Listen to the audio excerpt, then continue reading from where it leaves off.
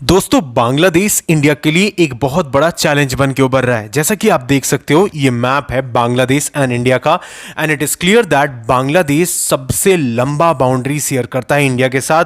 मतलब इंटरनेशनली हम जब बात करते हैं बाउंड्री के साथ में तो इवन चाइना से भी ज़्यादा आपका लंबा बाउंड्री बांग्लादेश के साथ में है। एंड यहाँ पर जब हम स्टेट्स के रिस्पेक्ट में बात करते हैं तो जैसे कि आप देख सकते हो west Bengal with 2217 kilometre, Meghalaya with about 443 kilometre, Assam 262 kilometre, अब Tripura 856 kilometre and at last Mizoram with 318 kilometre. अब प्रॉब्लम यहां पर क्या है, देखो इन सारी बाउंड्रीज पर ना प्रॉपरली फेंसिंग नहीं किया हुआ है। ये एक बहुत बड़ा चैलेंज है इंडिया के लिए, क्योंकि अगर फेंसिंग नहीं रहता है तो यहां से जो इंट्रूडर्स है बांग्लादेश से वो अंदर यहां पर आने की कोशिश करते हैं और कई बार स्मगलर्स भी कोशिश करते हैं आने की। और इस बार का बिल्कुल जो इवेंट हुआ है, जो कुछ हुआ है रिसेंटली, डेवलपमेंट जो हुआ है वो बिल्कुल इसी से रिलेटेड है कि स्मगलर्स आने की कोशिश कर रहे थे बांग्लादेश से, यहां पर त्रिपुरा से, राइट। एंड यहां पर बीएसएफ के साथ में, इन इंट्रूडर्स के साथ में कहीं ना कहीं मुठभेड़ हुआ है और यहां पर एक स्मगलर को मार दिया गया है बीएसएफ के द्वारा। यहां पर एक बीएसएफ के जवान भी घायल हुए हैं। तो इसको लेकर एक नया बवाल स्टार्ट हो गया है, एक तरीके से एक नया आप कहीं ना कहीं इशू क्रिएट किया है बांग्लादेश। आइए इन सब चीज को समझते हैं इन डिटेल हम इस लेक्चर में, बट इसके साथ हम ये भी समझेंगे कि किस तरीके से बांग्लादेश रिसेंटली अपनी हिस्ट्री में बड़े बदलाव कर रहा है एंड इवन इंडिया की जो इमेज है उनकी हिस्ट्री में उसको प्रॉपर्ली यहां पर खत्म करके रख देगा। तो many things to understand in this lecture, but before starting this I welcome you to Sri Ram's IAS, serving the nation since 1985. अब ऑफलाइन हो या online, we are the lifeline. दोस्तों जिस तरीके से हमारे बॉर्डर्स को गार्ड करने के लिए बीएसएफ है, बॉर्डर सिक्योरिटी फोर्सेस, ठीक उसी तरीके से बांग्लादेश की फ्रंट लाइन में आपको मिलेगा उनके बॉर्डर्स में, that is BGB, that stands for border guard Bangladesh. अब देखो इनके जो डायरेक्टर जनरल हैं इन्होंने कुछ रिमार्क दिया है। क्या रिमार्क दिया है? दैट बांग्लादेशी लोगों को आज के वक्त में बीएसएफ टारगेट करने की कोशिश कर रहा है। तो यहां पर मेजर जनरल मोहम्मद अशरफुज्जमा सिद्दीकी का कहना है कि बीएसएफ जानबूझकर जो भी बांग्लादेशी कहीं ना कहीं बॉर्डर क्रॉस करने की अगर कोशिश कर रहे हैं या फिर उसके आसपास लेट से उनके हिसाब से अगर टहल भी रहे हैं तो वहां पर बीएसएफ कहीं ना कहीं उन पर फायरिंग कर दे रहा है। अब इनका कहना है कि अगर ऐसा हो रहा है तो हम भी यहां पर इंडियंस अगर हमें दिख जाएंगे यहां पर क्रॉस करते हुए गलती से तो हम भी उन पर फायर कर देंगे। तो इस तरह का जो स्टेटमेंट है इससे ये समझ में आ रहा है कि किस तरीके का नैरेटिव बनाया जा रहा है बांग्लादेश की तरफ से। अब देखो यहां पर मैं आपको कंटेक्स्ट समझाता हूं कि हुआ क्या है। देखो 8 से 10 यहां स्मगलर्स, जब हम इंडियन पर्सपेक्टिव से समझने की कोशिश करते हैं तो देखो 8 से 10 स्मगलर आने की कोशिश कर रहे थे त्रिपुरा की तरफ बांग्लादेश से।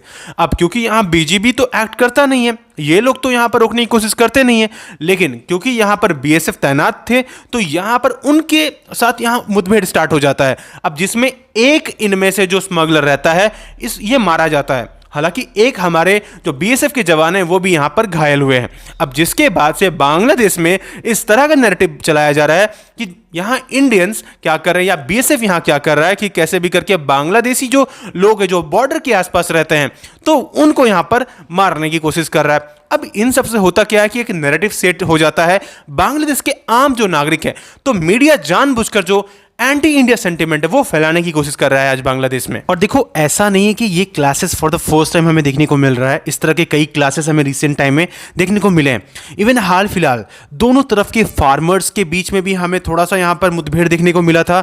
इंडिया एंड बांग्लादेश के फार्मर्स यहाँ पर वर्बल कहीं ना कहीं थोड़ा आर्गूमेंट्स हुआ था दोनों की तरफ से एंड इवन पत्थरबाजी भी हुआ, जिसके बाद से यहाँ बांग्लादेश के फोर्स एंड यहाँ पे बीएसएफ इंडिया की तरफ से इन दोनों ने मिलकर इस सारे सिचुएशन को कहीं कहीं हैंडल किया।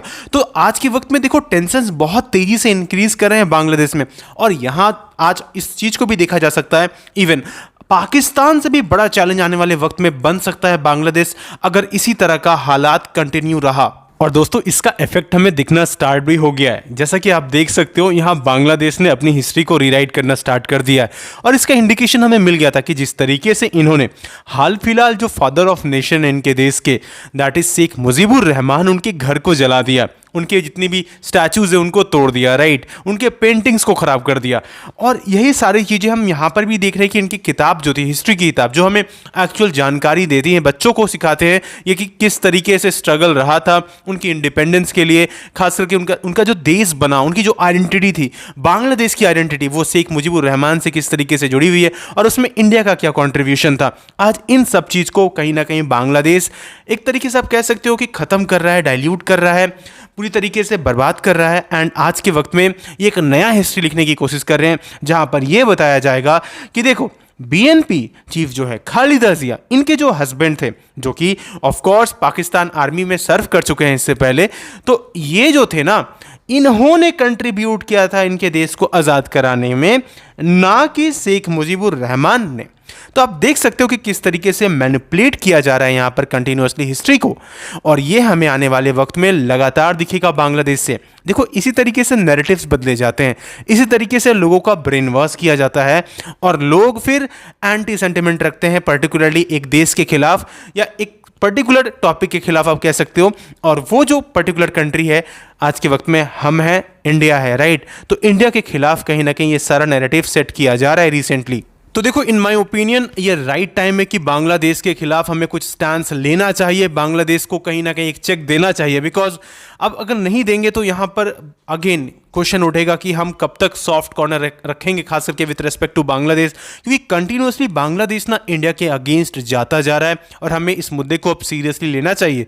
अब दूसरी तरफ में जब हम देखें तो देखो यहाँ पर जो बॉर्डर रीजन्स है, खास करके बॉर्डर एरियाज, तो यहाँ पर जल्द से जल्द हमें फेंसिंग करना चाहिए और ज़्यादा से ज़्यादा सर्विलेंस एक्टिविटी रखना चाहिए, क्योंकि मोस्ट प्रोबेबली आने वाले वक्त में बांग्लादेश के आसपास जो बॉर्डर्स और जो स्टेट्स हैं उनमें सिक्योरिटी थ्रेट्स हो सकता है। तो देखो इस टॉपिक से रिलेटेड अभी आने वाले वक्त में जो भी अपडेट्स आएंगे will provide you with updated lectures, and for that what you need to do is to subscribe Shri Ram साई इस चैनल, अगर अभी तक आपने नहीं किया है।